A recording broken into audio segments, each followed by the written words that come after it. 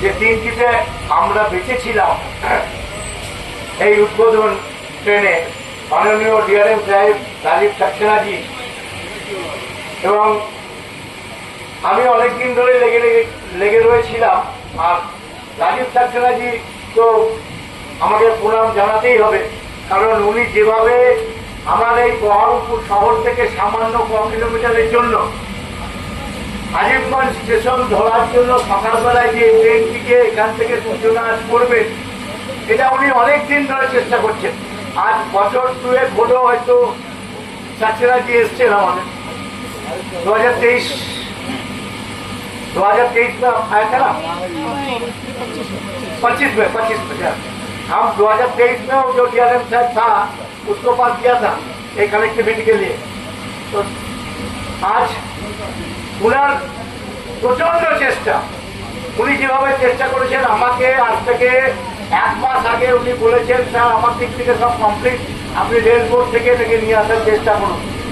আমি চিঠি করেছি, উনি চিঠি করেছেন, তারপরে ওনার চেষ্টাতে মানে এই কাজটা আজকে সম্পূর্ণ হলো। সুতরাং আপনারা সকলে এখানে যারা আছেন, যারা বহরমপুরের বিভিন্ন জায়গা থেকে এসেছেন, প্রত্যেককে আমার প্রণাম। আজকের দিনটা আমাদের কাছে প্রচন্ড শুভ দিন। আজকের দিনে এই পশ্চিমবঙ্গে আমাদের স্থান হয়েছিল। আজকের দিনে এই পশ্চিমবঙ্গে আমরা বিতাড়িত পাকিস্তান থেকে এসে আমাদের দেশ হিসাবে গণ্য হয়েছিল আজকের এই দিনটা।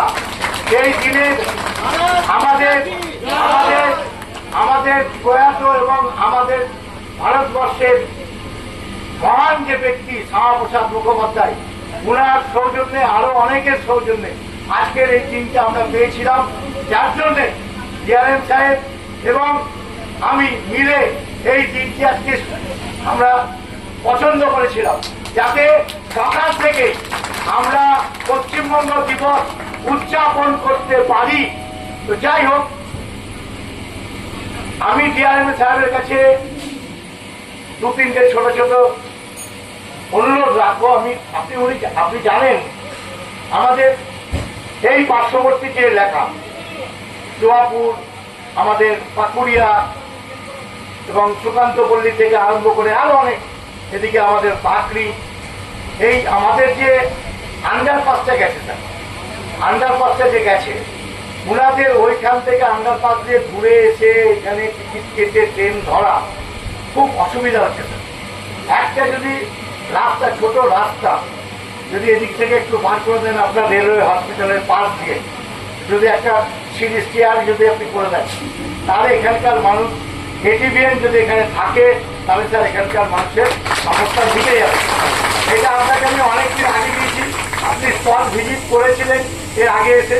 আপনার কাছে স্যার অনুরোধ, আপনি এটা একটু করার চেষ্টা করুন। ঠিক একই সাথে কাশিমবাজারেরও একই প্রবলেম, কাশিমবাজারেরও একই প্রবলেম, আপনি এই দুটো দেখবেন।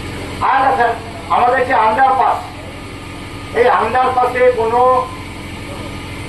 আপনার এক্সস্ট না থাকার জন্য প্রচন্ড ধুলো এবং সবসময় একটা কুয়াশা জনিত পরিবেশ তৈরি হয়ে থাকে ধুলোর জন্য। ধুলোটাকে বার করার স্যার একটা ব্যবস্থা করুন। আমি এখানকার এই ডাকবাবু আছেন নাকি,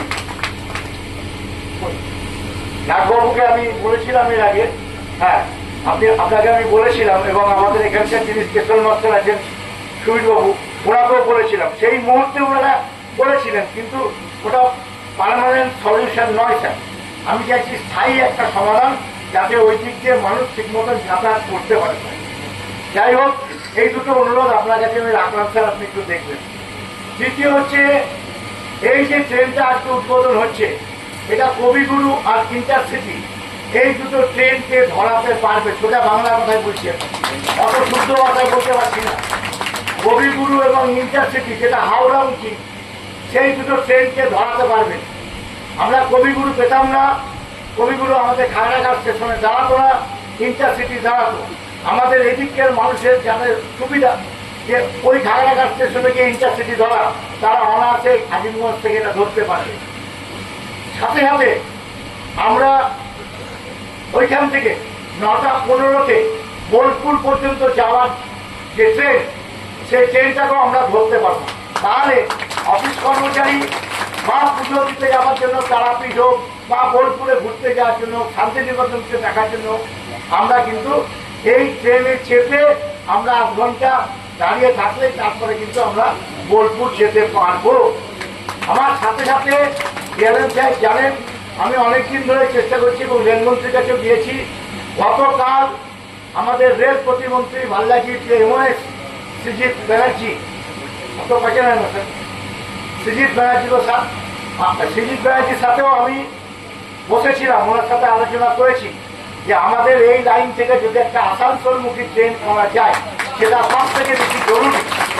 তো যাই হোক, আজকের খুব আনন্দের বিষয় যে আমরা চেষ্টা করেছিলাম সবাই মিলে, আপনারা ছিলেন আমার সাথে বহুদিন ধরে, আপনারাও এই পথগুলো আমাকে দেখিয়েছেন যে কোনখান থেকে কোনখানে কি দরকার, সেটা আপনাদের কৃতিত্ব। আপনারা বলেছিলেন, আপনারা বুঝিয়ে দিয়েছিলেন, সেটাই আমি রেলমন্ত্রীর কাছে পেশ করেছিলাম, মাননীয় ডিআরএম সাহেবের কাছে পেশ করেছিলাম। তো তার প্রথম সূচনা হলো আগামী দিনও আস্তে আস্তে আমার এই বহরমপুর শহরের মধ্যে দিয়ে আরো অনেক ভালো ভালো ট্রেন যাবে। স্যার আর একটা স্যার ছোট অনুরোধ আমি রেলমন্ত্রীকেও জানাবো, যদি স্যার আমাদের বিস্তীর্ণ জনক যে আপনার মানুষজন যারা বাস করে মরিন্দ্রনগর থেকে আরম্ভ করে বিস্তীর্ণ এলাকা, ওইখানে যদি একটা আপনি টিকিট কাউন্টার চার্জ করে দিতেন তাহলে এই মানুষের আরো সমস্যাটা কেটে যেত। আমার বেলডাঙ্গা, হরিয়ারপাড়া, আমার জলঙ্গি, লালবাগ এই অঞ্চল থেকে যে মানুষগুলো আছে এখানে টিকিট কাটতে, আমার মরিন্দ্রনগর, বাঙ্গেরিয়া, হাতিনগর, ঠিক যদি একটা পঞ্চাননতলা বা তার আশেপাশে যদি একটা মানে এগ্রিমেন্ট সেন্টারে যদি আপনি করে দেন তাহলে এই মানুষগুলোর সুরাহা হয়ে যাবে।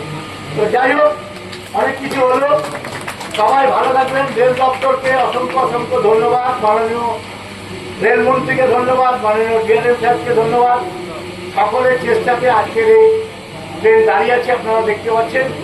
এই ট্রেন কিছুক্ষণের মধ্যে চলবে, আপনারা সবাই তাকে স্বাগত জানাবেন। সবাইকে ধন্যবাদ প্রণাম জানিয়ে আমি শেষ করলাম।